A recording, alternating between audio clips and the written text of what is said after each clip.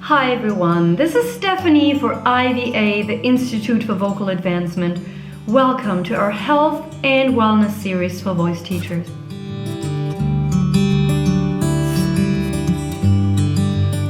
So today I will be talking about time management. Well, particularly if you're self-employed, but even if you're not, if you're employed by a music school, teaching voice involves so many tasks and duties that you're responsible for that just your daily life can get kind of really stressful, right? Have you ever found yourself pretty stressed out, overworked, sitting at your desk doing office work late at night? Well, I certainly did.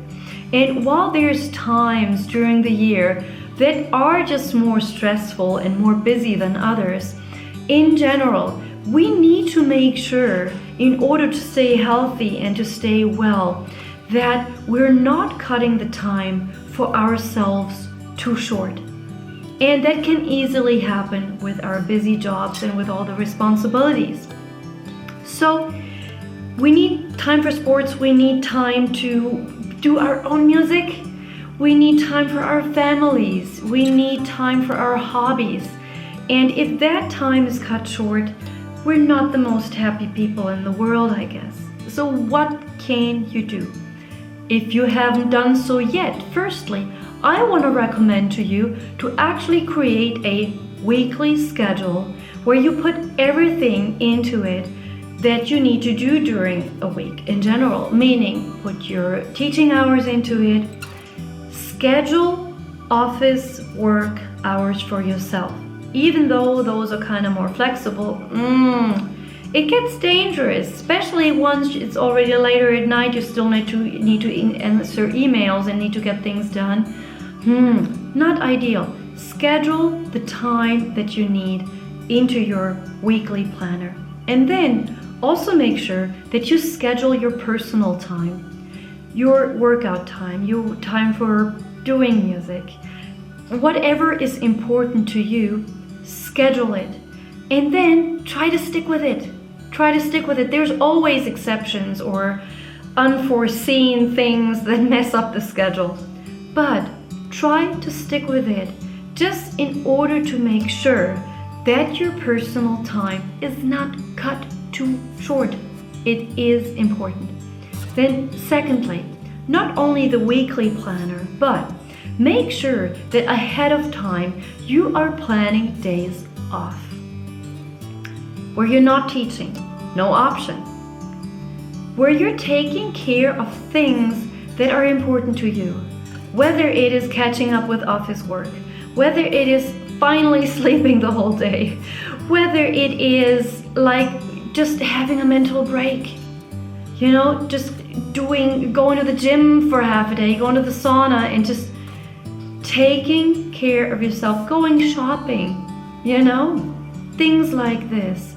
If possible, schedule those days ahead of time, because if you don't, there's always things that come up. And not only those like mental, personal health days, but make sure you schedule your vacation ahead of time, okay? On a regular basis.